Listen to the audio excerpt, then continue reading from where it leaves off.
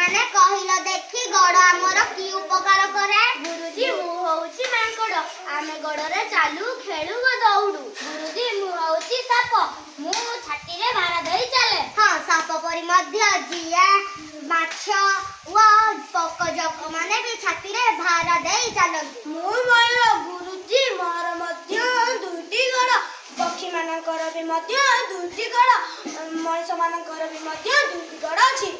मु भालू मोर चारोटी गड़ सिंह हरिण ठेकुआ भाईकर भी चारोटी गड़ मोर भी चारोटी गड़ मु आग दुईटी गड़ को हाथ परी काम रे व्यवहार करे।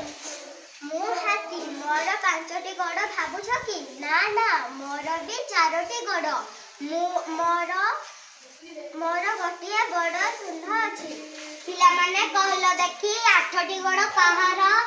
मु बुढ़ियाणी मोर आठटी गड़ अछि मु जाल बुणी साथिरे रुहे। एबे कहला मसा व माछी मानकर केतटी गड़।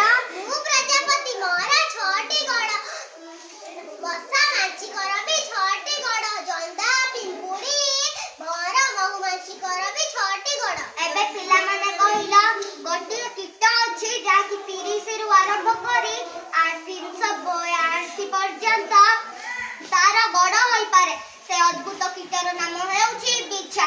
केही बिच्छा देखिछ कि?